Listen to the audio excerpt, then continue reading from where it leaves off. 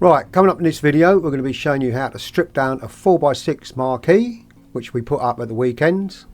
First of all, you clear out all the insides of it, drop it down on one side, take all the panels and all the bits and pieces down. Then you're going to fold up the canopy, making sure you dry it before you put it away. Stack it all up, take all the nails out of the carpets, fold all those up, then you break down all the frame, put them all on the trolley and bring them out to the van. Hello again, we're back, and today it's a Monday morning and we're going to be picking up a Marquee that we did on Friday. So they've had it all weekend. It was very cold, but it was dry and not wet, so I've just had a quick look around there and it's not too bad. There's a little bit of debris inside, but it's not got, if it's really wet and muddy, which it often is this time of year, you can get it all inside on the carpets, which is a bit of a nightmare really, because then you've got to take it back and clean them all. But I've just had a quick cursory look around and it's looking pretty good. There's a little bit of debris, like I say, which is normal after a hire, but it doesn't look too bad. So hopefully I won't have to clean it, just give it a brush down and it should be good to go. Right, we're going to get in there and start stripping it down. Okay, we're going to have a quick look inside. Okay, thank you very much. That's it, thanks. Right, well, we've got a nice cup of hot coffee. Ooh. To help us strip it down. Yeah, I was just talking to the customer there. They were saying that I did get a call yesterday saying the heaters weren't working. Now what happened was, when we set them up, we put them through one window and they plugged them into an existing extension lead, which overloaded it and it tripped out. So the customer rang me up and it was a bit of a panic. The pipe was about to start and heaters didn't work, but I told them if you run the cables through the other window and put them through a dedicated wall socket, a double wall socket, it should be okay, because you have two heaters running off one plug and another two running off another, if that makes sense, and it doesn't overload that way. But if you put too many things on the one thing, it will just trip out.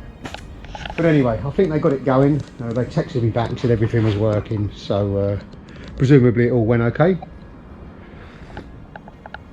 Very nice and strong, so we like it. Right, well, first of all, we've got our tables and chairs. I'll put those on the van first, strip it all out, and then we'll start taking down the structure of the tent. Okay, let's get to it. Right, so first of all, we're going to get inside the tent, have a look around. We're going to roll up the ends of it so we can get stuff in and out. Now when I strip them down, obviously the first thing you're going to do is to take all the tables and chairs, heaters, electrical cables, pretty much everything that's in there. So you've got a nice clear surface to work on, which is what I'm going to be using here. So I'm going to fold up the tables. These are your 6-foot trestle tables that I use, but they fold in half, so they take up less space in your van. I just fold them up, put them to the side. And the same with the chairs. I'm going to stack them up at the side there and get them all out onto the flatbed trolley and bring them all out to the van. Just get my cables there as well. Roll those up. Now we used 2 on this job. We had 2 heaters off each cable, which was enough. Even though it was very cold, it was just a daytime event, so they didn't really need any more than that. It's only when the temperature drops in the evenings that you probably need like a gas powered heater in the tents, but they just wanted it for the day, so it was okay. Okay, just start loading the chairs onto the flatbed trolley. Now there was 10 chairs she wanted on this hire, but I supplied a few extras, so it's 15 in total. And then normally I start, once I've cleared all the inside of the tent, then I'll start taking all the straps down, the ratchet straps, and I'll put 4 on this one on each corner and 1 and 2 in the middle. That's on both sides, so 8 in total. And once I've done all the ratchet straps both sides, then I'll start taking the side panels off, which is what I'm doing there. Now when I fold these up, I do them in pairs, so there's each one of those is a 2 metre bay, so I just fold them over on themselves. So on this particular tent, it being a 6 metre, there was 1 double panel and 1 single one. So what I did is I took the panels off both sides and just joined the 2 end ones together to make up 2s. I do it that way so when I load up on each job, I know exactly how many I've got, rather than doing them individually. I do them in pairs. So this one I'm just going to zip up together and make it a double. and then just fold it over. So when I go to get them next time, I know every one of those is all the same. I'm going to put them to the side. Then I undo all the ground bars, both sides. There were 6 of those, and I put a couple of straps under each end of them. This just makes it tidier when you're stripping it all down. Push them over to the side because I'm going to be dropping it down. Then I'm taking off my poles and putting those under some other straps. Then we just drop it down on one side. Got caught in the washing line a bit there, so I had to pull it out of the way, but that was it. So we just dropped it down on one side, then I stripped down the 2 ends while it's on its side. Just the same as I did when I set it up. It's kind of a reverse of what you do when you set it up. Then the last thing to come off is the canopy.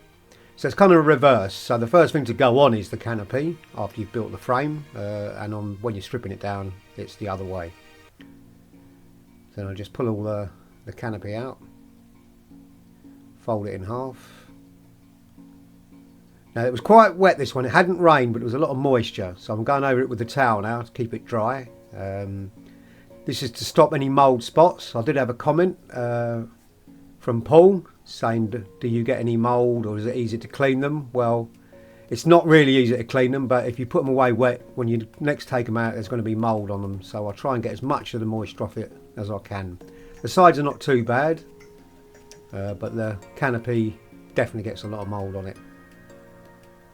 So I wiped it all. It was the inside more than the outside that was kind of damp. That's condensation building up inside the tent.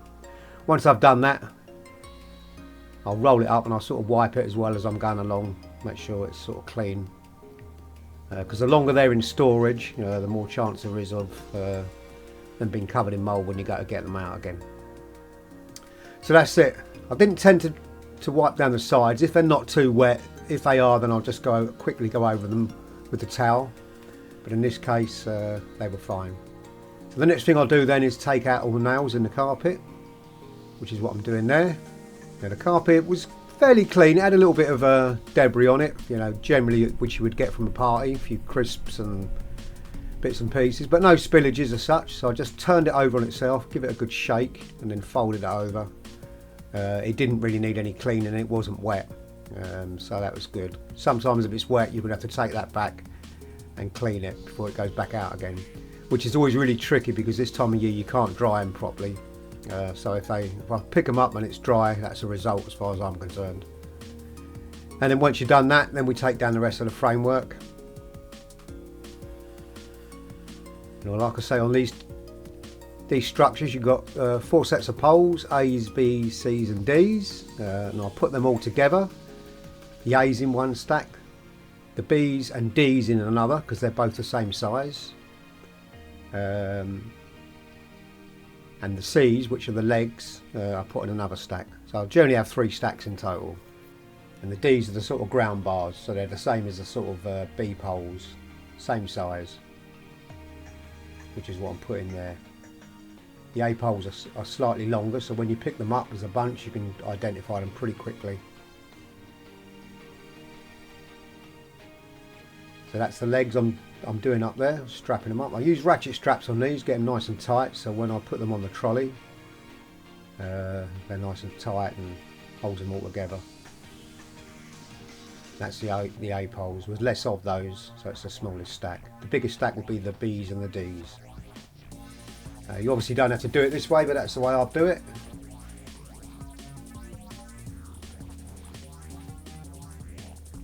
Then we get them all in the trolley. Or try to get them all in the trolley without them all falling off. And I'll put another ratchet strap around it, stops it all falling off as I'm going, bringing it out of the garden into the van, and bring the trolley back in.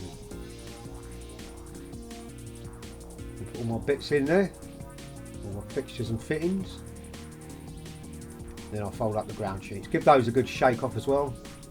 When you clean the carpet, obviously it's going to fall onto the ground sheet, so just give those a quick shake. Then I'll fold them up. If they're a bit wet, it doesn't really matter if they get mould on them. It's not going to be seen, so I don't really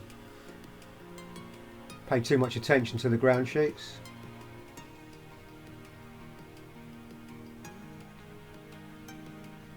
I'll get all my fixtures and fittings on the trolley and bring those out to the van as well. And the last thing is all the side and end panels, which I'm putting on there now. Bring those out to the van. And then the carpet and the canopy, the last two bits to go out. Okay, right, that's the garden all cleared. All done. It's a little bit squashed down there. It must have been where all the activity was. But it will spring back. And the weather, it's just getting a bit milder. When I say milder, it's about 3 degrees above freezing. But it means it's starting to thaw out, which means it starts to get muddy. So I wanted to get it picked up kind of early before it gets really muddy, and then it's not very nice. But anyway, that's all done. It's all loaded onto the van. All we've got to do is unload it on the other side and then have a spot of lunch. Anyway, as always, thanks for watching the video. I hope you enjoyed it, and if you did, there's another one over there, and I'll catch you over there. Bye for now.